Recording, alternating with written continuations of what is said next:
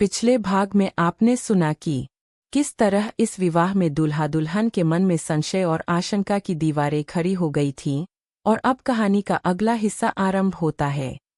दुल्हन के मन में लगातार यही विचार घूम रहे थे कि क्या यह रिश्ता उसके जीवन को सुखी बनाएगा या बोझ बन जाएगा।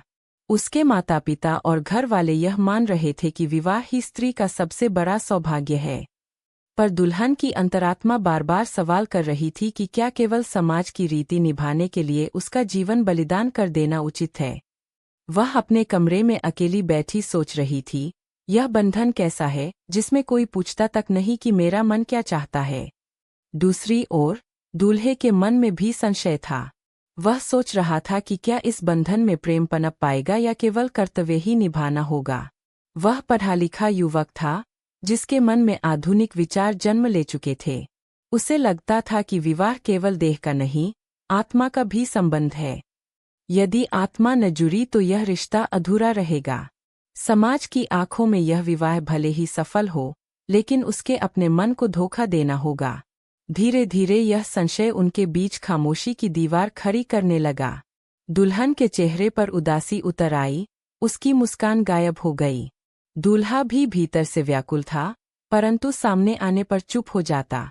घर के लोग इस खामोशी को नई जोड़ी की शर्म मानकर हंसते और मजाक उड़ाते, लेकिन अंदर ही अंदर दोनों दिलों में गहरी दूरी बन रही थी। विवाह की वह मधुरता जिसकी कल्पना उन्होंने बचपन से की थी, कहीं खो गई थी। दुल्हन सोचती थी, काश किसी ने मुझसे भी पूछा होता कि मैं क्या चाहती हूँ। दूल्हा सोचता था, काश हम दोनों खुलकर एक दूसरे से बात कर पाते। यही द्वंद्व उन्हें और भी मौन करता गया, और इस तरह नया विवाह केवल परंपरा निभाने का साधन बन गया, जीवन का उत्सव नहीं।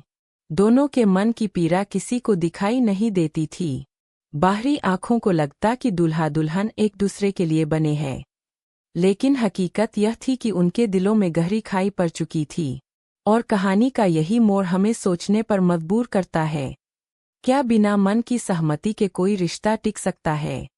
इस तरह नया विवाह का तीसरा भाग समाप्त होता है। अगले भाग में हम देखेंगे कि इस रिश्ते का भविष्य किस ओर बढ़ता है।